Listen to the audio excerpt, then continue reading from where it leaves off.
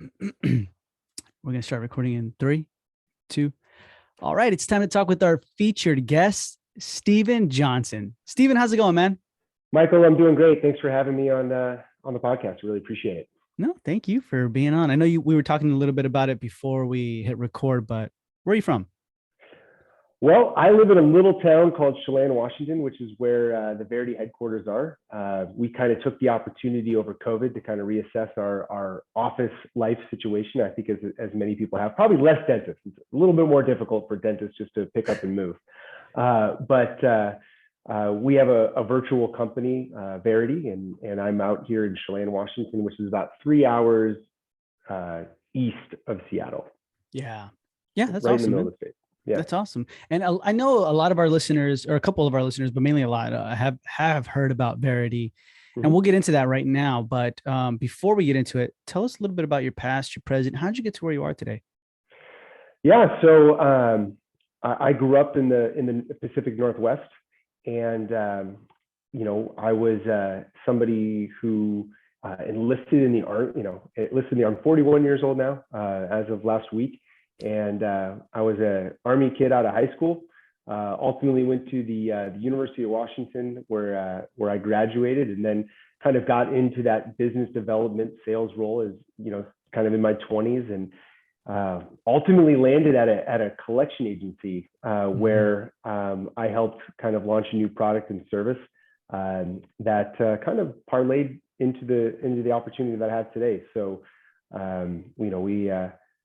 we ran a little boutique firm that mainly focused on legal collections and judgments and things of that nature, and realized that even people with poor credit still have the ability to make payments and pay accounts, whether they're medical or any other type of debt.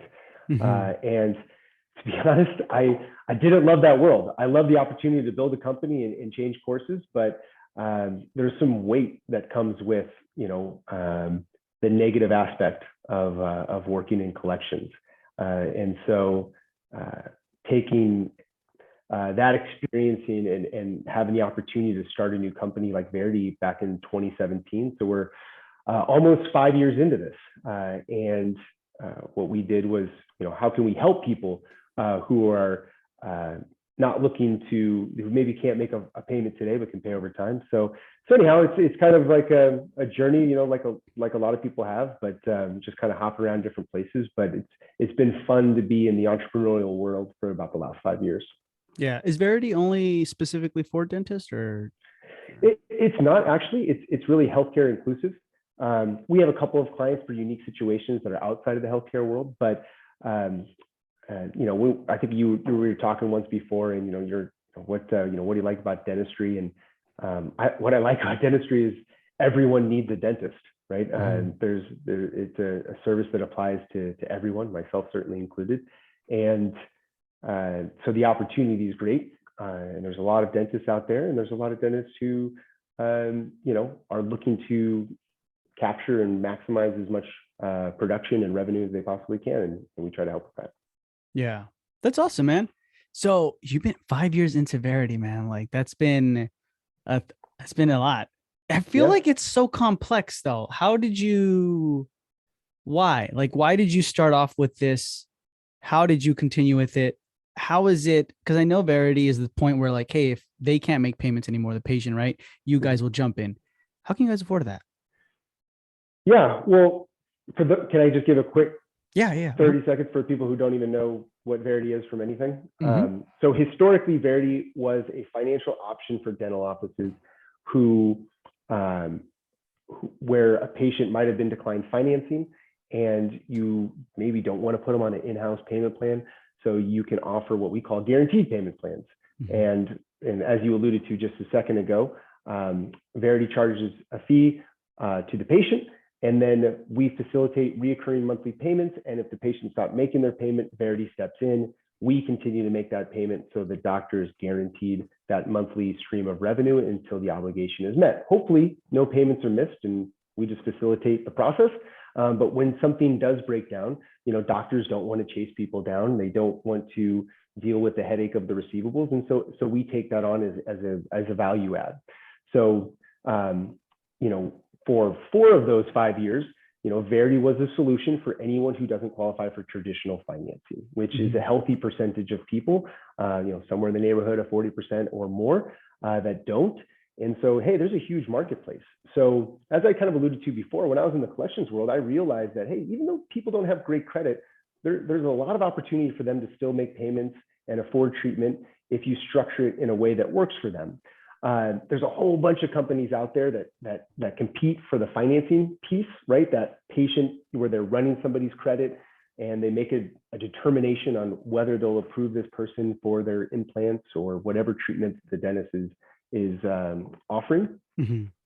But we didn't really want to compete with that environment. We wanted to, well, how can we solve the bottom end solution? And maybe that's the wrong word, Michael, I apologize, but No. the bottom credit grade, I guess, is what I'm trying to say. So we don't run credit for our guarantee solution, right? We evaluate an individual, we say yes to everyone. Our guarantees range from $500 to $4,000.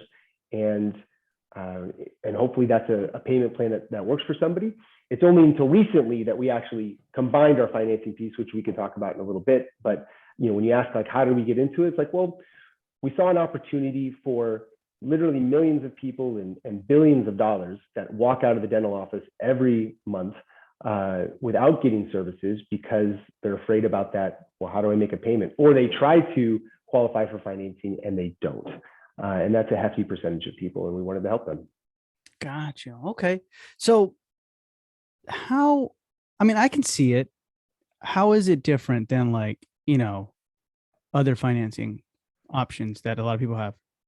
Well, yeah. So we have a partnership with ClearGauge that has launched recently on the financing piece. And when it comes to financing, without getting into too many details, the reality is that somebody fills out an application. That application is instantly approved or it's not approved.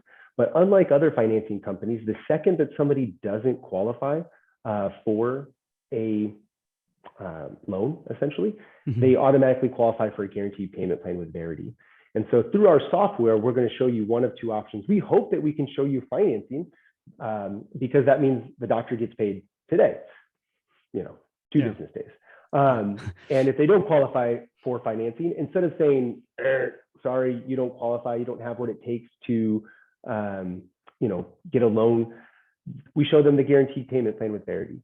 So to the patient, it's a streamlined process, right? It's a payment plan. They don't, care as much where it comes from. They just want to know, can I afford this monthly payment? And, but to the practice, it's the difference of getting everything, today or getting payments guaranteed over time.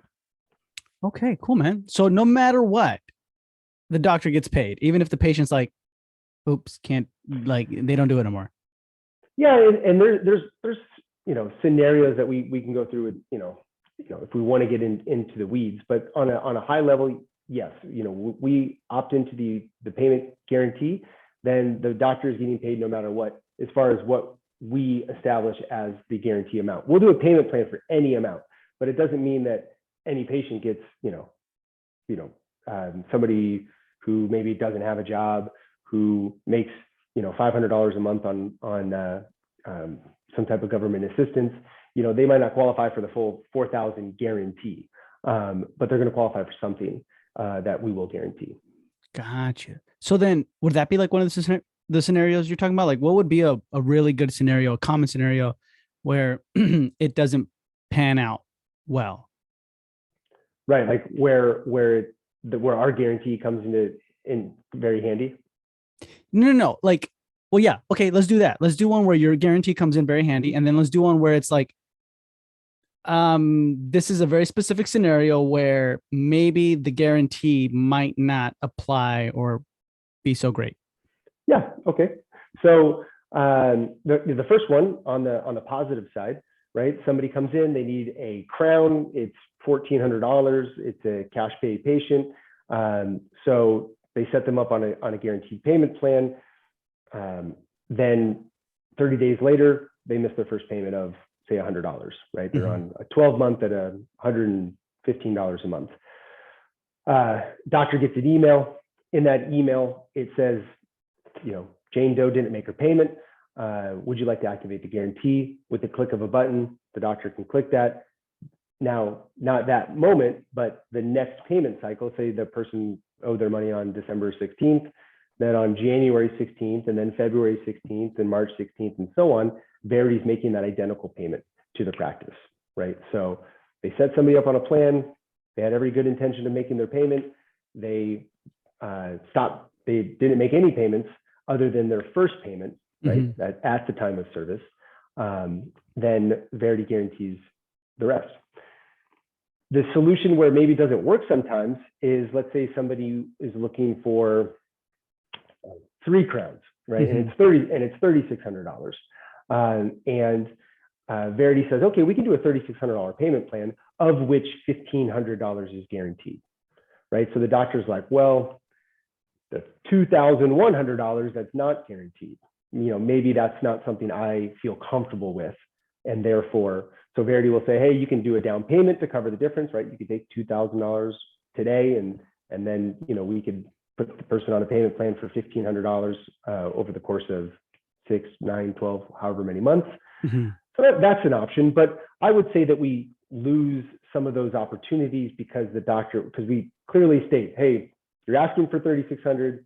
This particular person is only guaranteed for $1,500. Therefore, the doc might opt not to proceed any further. Got you. But you give them options like, hey, maybe ask for a down payment, right? Yeah, things like that. Can you lower the balance, right? Can you, instead of doing 3 crowns, today. And again, as you know, I'm not on the clinical side, so but I do know that there's sometimes options for scaling down the treatment or stretching out over a longer period of time. So we say, can you reduce the services? Are you okay doing a partial guarantee, which means, I'm glad, at least like in the case of that example, probably that $1,500 more than covers the cost of their actual, labor and services. So they could still come out on top, even if the person never made a payment. The reality is that 90% of people in dentistry do pay, right? And that's why we're in this market, is because there is relationships between the patient and doctor. People do want to take care of their health. Of course, there's scenarios where people stop paying or never pay, or something goes sideways. And again, that's where the guarantee comes into play. Got you. What if the payment, going back to the first scenario, the positive one, what if, like, let's just say the doctor says, okay, I want Verity to take over, since in February Jane Doe stopped paying, right? And then a month later, March, Verity kicks in. April, the patient decides, oh my gosh, oopsies, let me pay. Yeah. What happens there? Yeah, so our process after, if somebody activates the guarantee and Verity starts making the payment, we tell the doctor, like, hey, once you've activated the guarantee, let us handle the receivable. In some, we do try to resolve it in-house before we send it out of house. But ultimately, we are going to forward that on to like a collection agency, right? Like if the patient stopped paying stop paying for the payment plan and doesn't get back on track, Verity's making the payment to the doctor on a monthly basis. We are going to look to mitigate that loss as well, just as most dentists would have. So the dentist does need to understand that if I do activate this guarantee, right, and Verity's going to start paying me, that does mean that this account will be forwarded on to collections. So it's important to know that as a detail, but that's no different than in the financing world, right?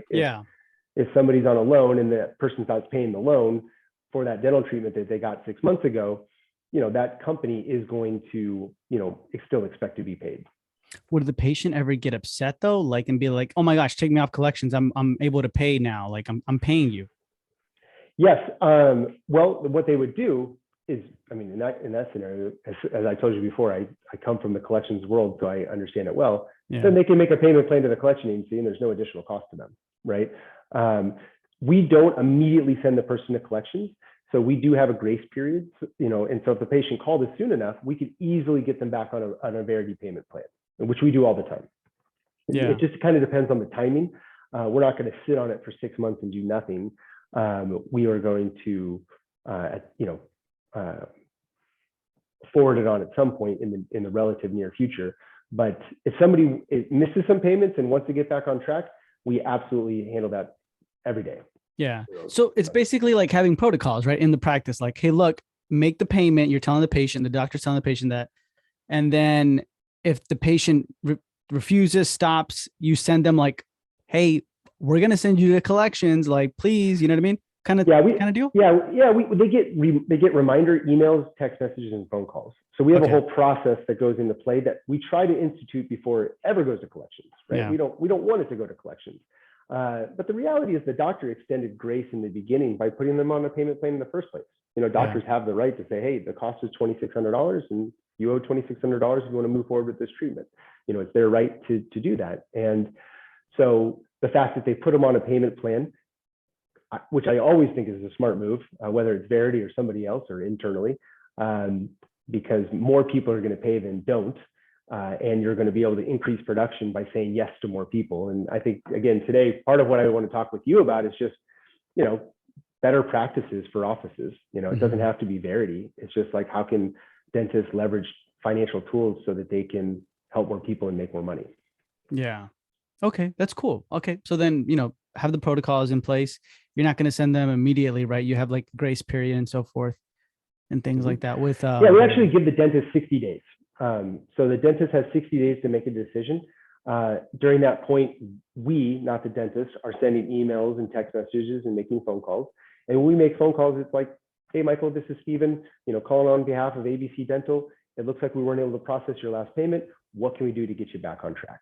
Right? Mm-hmm. Like a very simple, we don't make demands. We don't say that, we're going to send you to collections if you don't pay this, because that's not, that's not an area that we want to go down.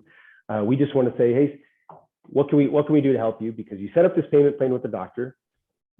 Verity is essentially a software solution that helps facilitate payments between the patient and the doctor. So let us get you back on track. Yeah. Okay.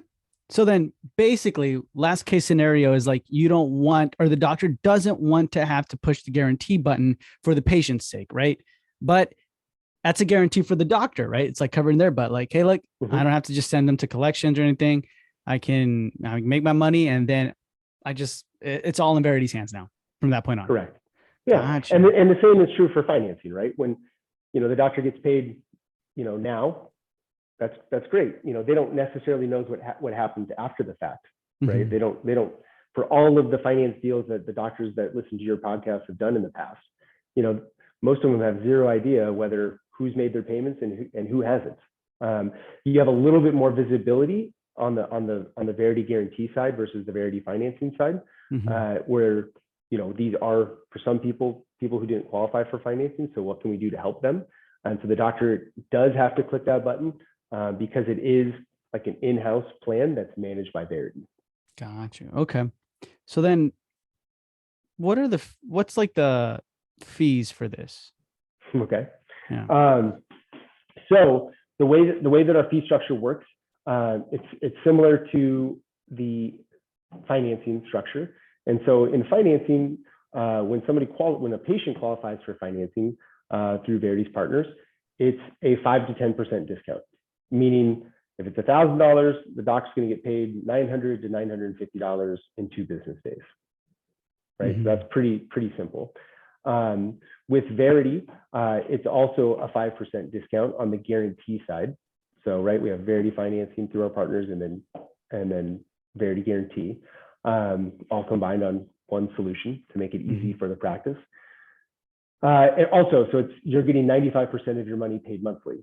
So instead of getting $950 today, which is great, you're going to get $100 less 5%, so $95 a month for the next 10 months, or $186 a month for the next, so what it's that total amount, or that minus 5%.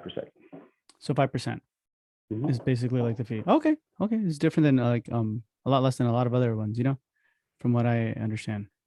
It is, the difference being that it is on the Verity financing, we pay you all today. The Verity guarantee is paid monthly. So when we pay monthly, right, as much as we would love to charge a much higher discount, the reality is that we need to make that discount relatively low because we understand that a little bit of the pain point that doctors have by getting paid over time. Mhm. But I will say that getting paid over time is a whole lot better than getting paid nothing. Yeah. Which is the option when you say, sorry, I can't help you. Yeah, that's true. That's true. You're absolutely right. Awesome, man. Okay. So we kind of got like the gist of everything. And we'll kind of go a little bit back towards that. But I kind of want to talk about like your business now, right? And specifically, Stephen, like your area of expertise. So I know we talk Verities about financing and everything like that, but for you, what would you say is your area of expertise? Yeah, I mean, I think for me, it's been a fun journey for the last, I guess, 10 years. You know, even going back to my career before Verity, of just trying to build new products and introduce them to the market. And you know, there's been different variations of this guarantee product that has existed in dentistry over the last 20 years. You know, even going back to when people used to fax in applications and things of that nature. And so kind of combining that technology component with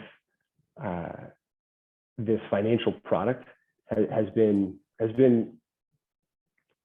I guess, the most fun I've had in the business world. Just having that opportunity to take something that doesn't exist and create it. Yeah, that's true. Where do you see the pain points with this? Like when it comes to this financial product? I know like when I talk to other financing option companies, they feel like just presenting is like one of the biggest pain points that they feel like they have. Would that be it, or what do you think? Like, what's our biggest pain point? You know, that we maybe like what have you seen, for example, when it comes to financing options where you're like, this is the practice's biggest pain points that, I mean, you guys are not doing with the financing, right?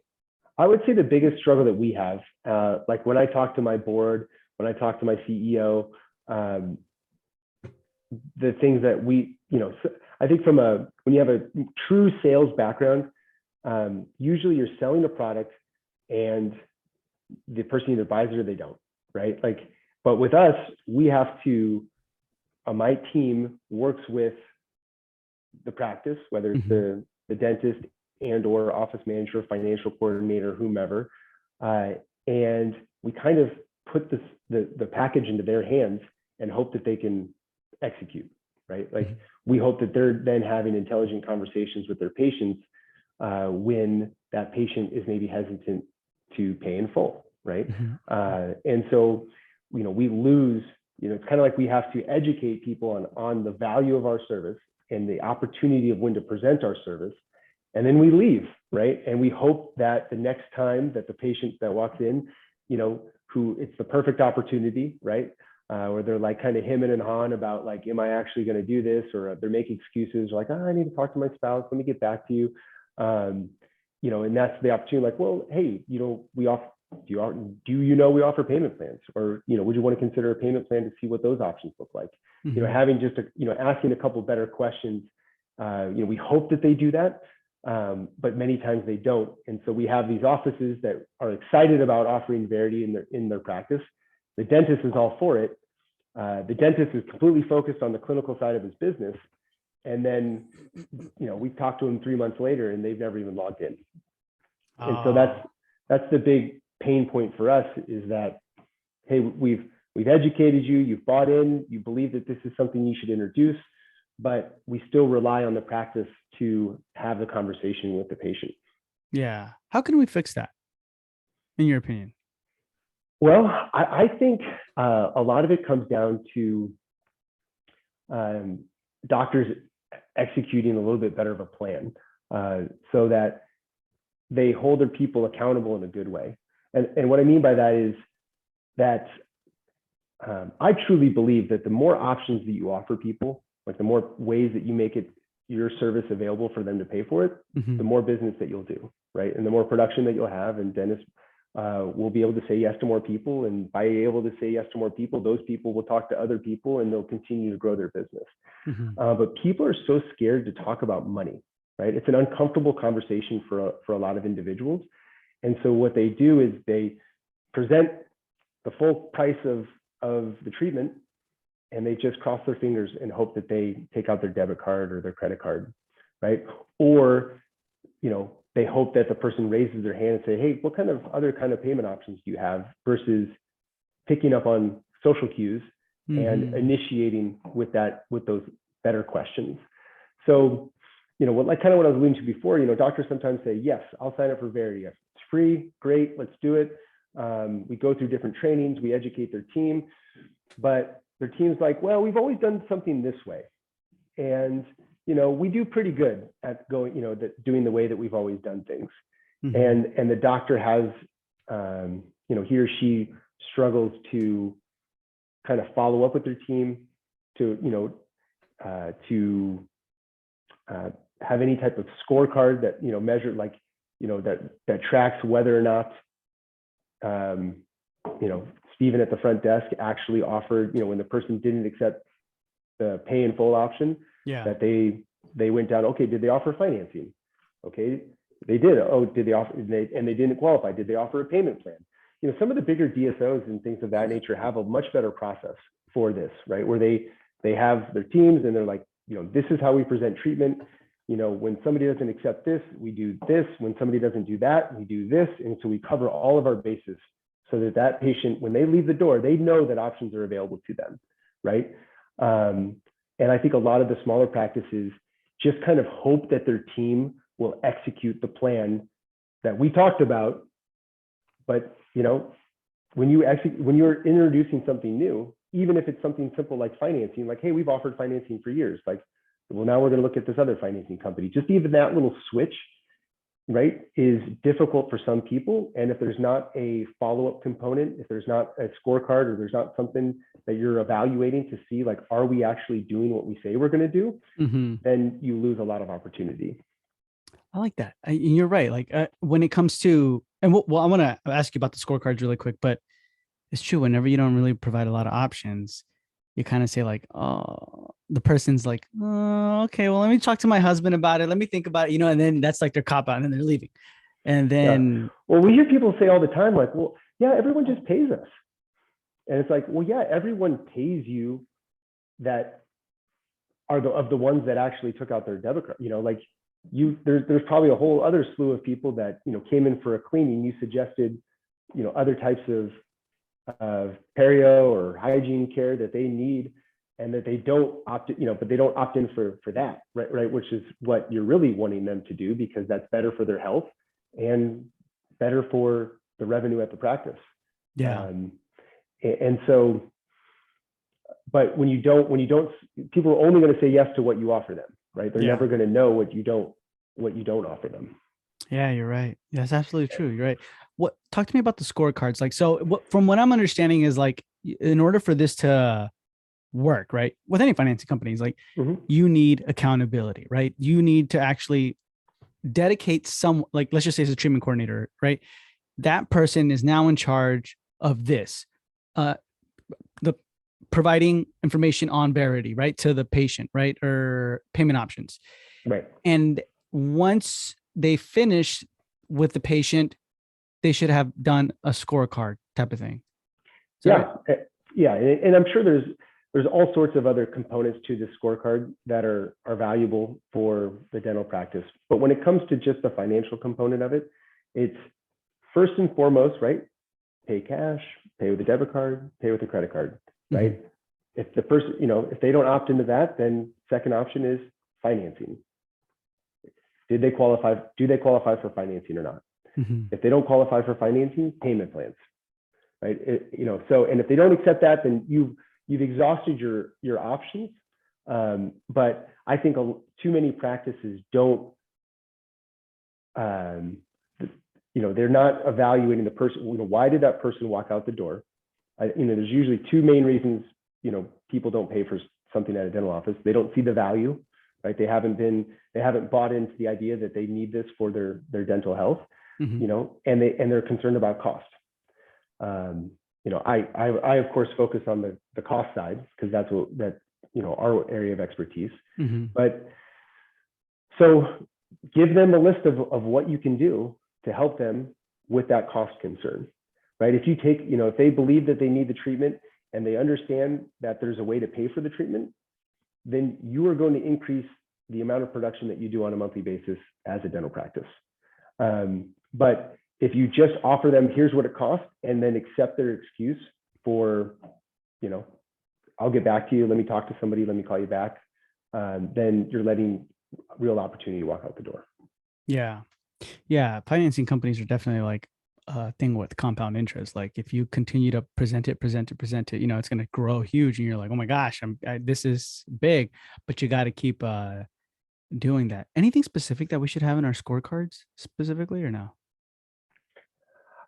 Well, I think it's, again, a value. I think every practice, whether it's whatever ERM, practice management software that you're using, you should be able to pull reports and data and see who you presented. It's really about presenting treatment. Yeah. So let's say that you've presented treatment and 65% of people accepted. Well, in that group of 35% of people that didn't accept, what percentage of people did you offer financing to?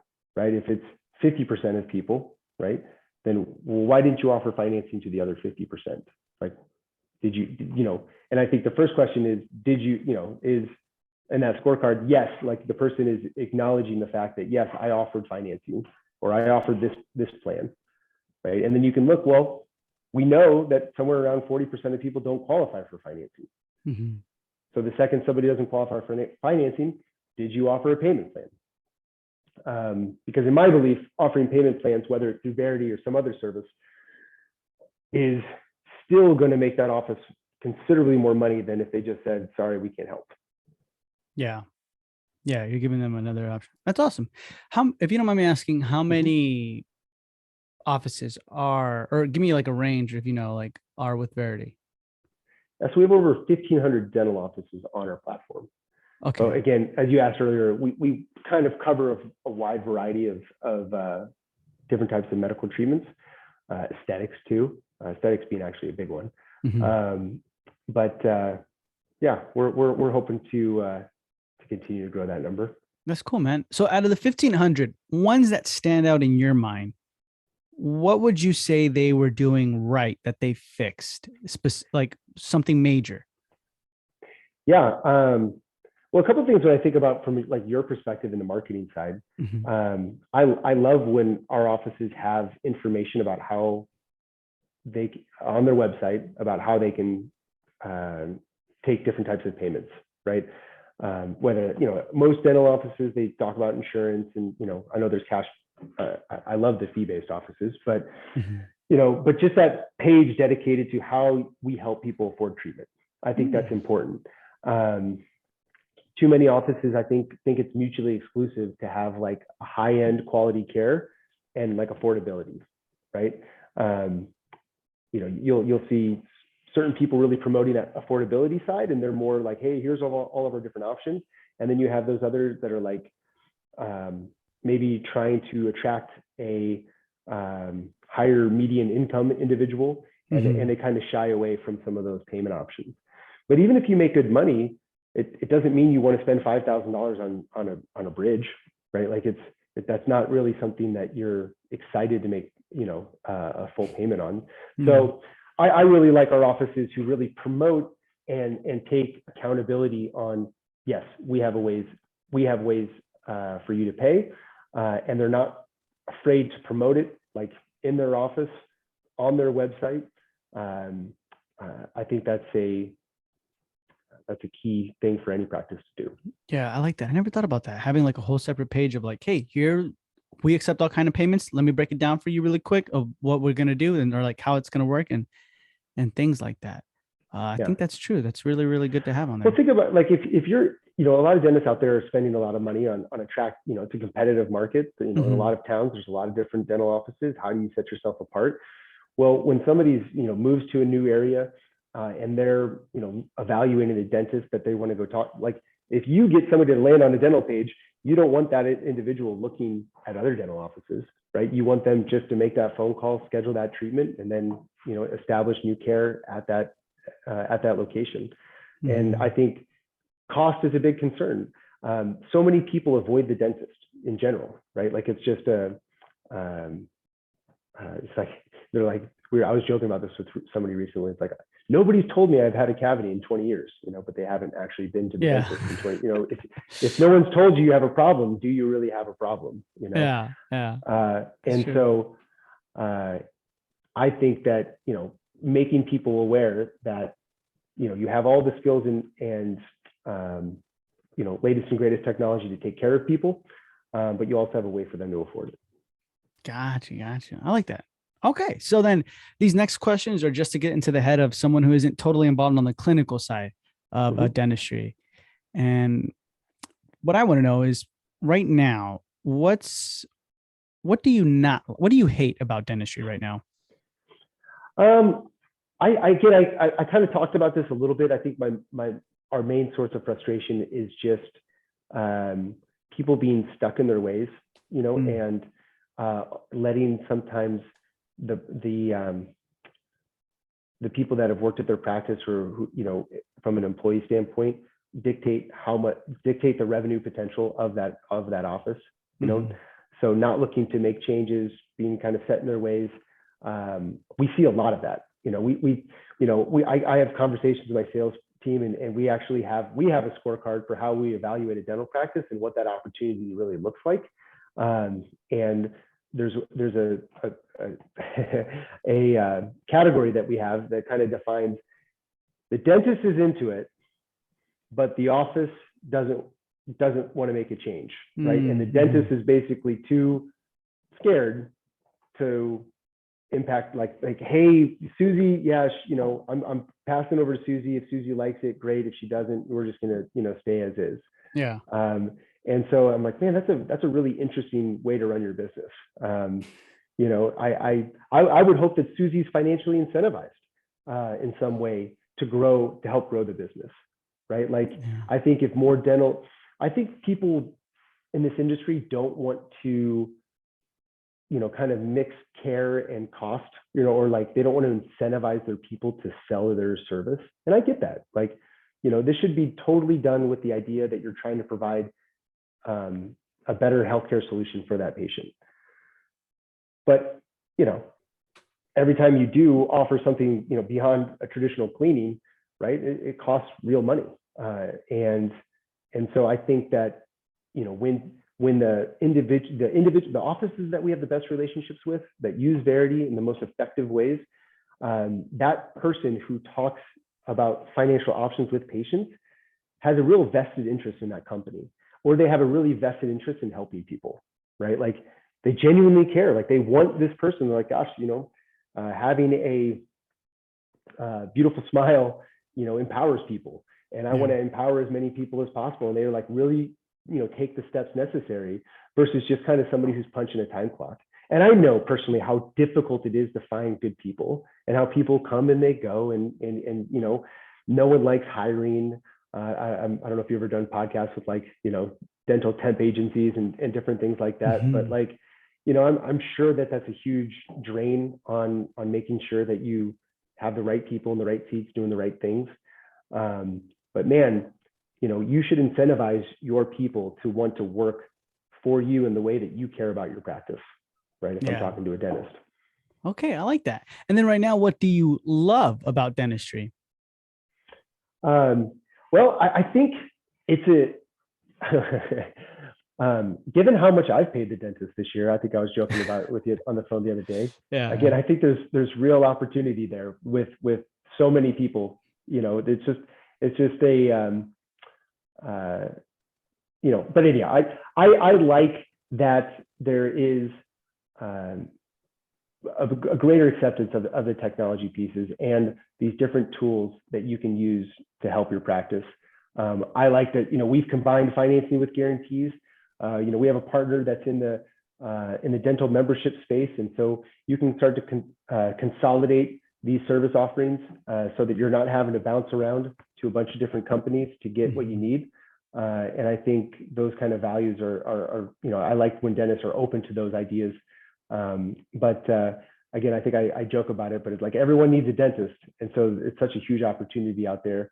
And I think people in the dental world can leverage marketing where I think there's an underserved opportunity, and something I was kind of curious on your thoughts, honestly, where, people always talk about the patients that they have, but how are you attracting patients that aren't going to the dentist as often as they should, or hesitant? There's a lot of people moving, especially today, like just relocating to different areas, probably haven't established a dentist. And what are dentists doing to attract people to their practice and trying to proactively get people to come be a patient versus what they've historically done? Yeah. Yeah. You're right. Do you have any thoughts on that?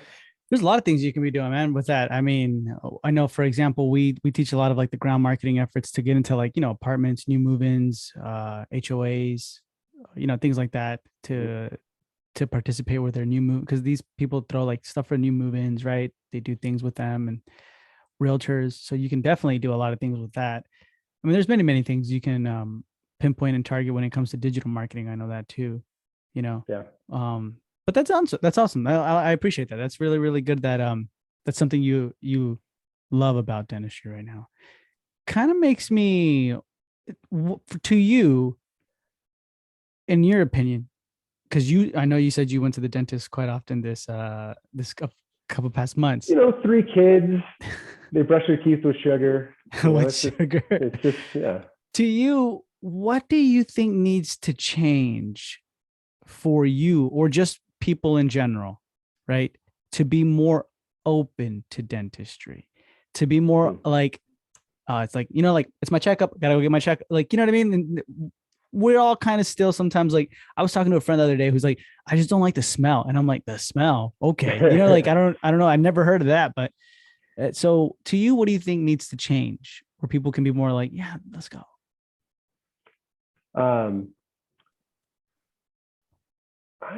That's a good question. The last time I was at the dentist, I remember thinking like, because I told you I moved from one area to the, and I really personally enjoyed as a patient when I was able to like watch, like I had this like little TV that came in front of me, and I could like watch a show or do something while they worked on me. I'm a talker, like I love chatting with people, but talking while somebody's working in my mouth is a challenge. And even though I think dentists are probably some of the best and hygienists at being able to understand people's enunciation while their mouth is cracked open, but some of those just like little current day comforts, of being able to listen to a podcast or watch something while to kind of distract them from the fact that there's like a sharp object, that's cutting their gums, because you don't floss enough, stuff like that. I like that. Current day comforts to have, like, you know what I mean? Like stuff that we don't think about that. Like, this is comforting. We like it. You know what I mean? You're watching your show, you're doing almost like home. Have you been to a dentist like that where they have like little TVs and you pick like a show and you watch it? I don't know how like cutting edge that was, or if that's like, but I know with a lot of startups, it's happening a lot more, and a lot of people are having more TV, and like blankets that warm themselves, massage, like nice things right in the waiting room.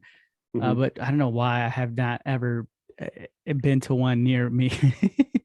Just kind of. I mean, for me, through our business, we cover healthcare, but we don't cover dental.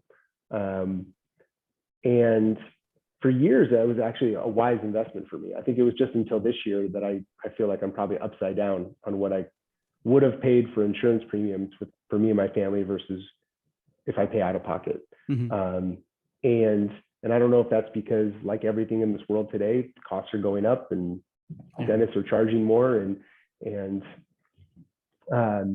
but I've been a little surprised. Like when I established new care and I came in and got my first cleaning, and I got and X-rays and stuff, it's like $400 and something for me to do that. And I think like the last time that I got a cleaning at my previous dentist, where I had already established care, was like 150, and that was like the movie theater one, or the movie one.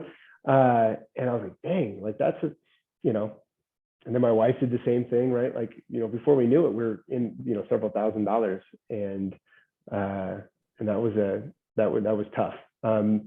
So I like, and I know you've featured them before, but the different membership companies out there, we're particular to our friends over at Dental HQ, but I know there's a lot of them out there that, offer dental memberships for people.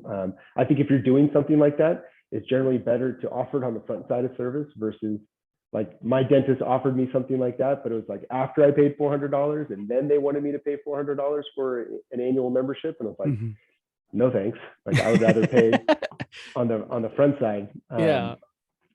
So I think sometimes when they offer that on the back end as an annual membership versus a monthly membership, I would imagine less people opt into it. Yeah. Oh yeah. 100%. You want to offer it in the front end, or, you know what I mean? Like that. That's good. That's really, really good to know. But awesome, Stephen. Thank you so much for being with us. Yeah. If anybody had any questions, concerns, wanted to reach out to you, wanted more information on Verity or anything like that, how can they find you? Yeah. So Verity, VARIDI.com. You can go to our website. The company contact information is there. You can click on schedule a demo, a little yellow button on the corner of every page on our website. So you can learn firsthand on how Verity financing and the guarantee works. Me personally, you can always send me an email. It's Stephen, STEPHEN.Johnson, third most common name in America, at Verity.com. So Stephen.Johnson at Verity. I would welcome anyone to reach out and say hello. Awesome. So guys, it's all going to be in the show notes below, or if you're watching this on our YouTube channel, then it's going to be in the description below too as well. So Stephen, thank you so much for being with us. It was a pleasure, and we'll hear from you soon. I appreciate you. All right. Take care.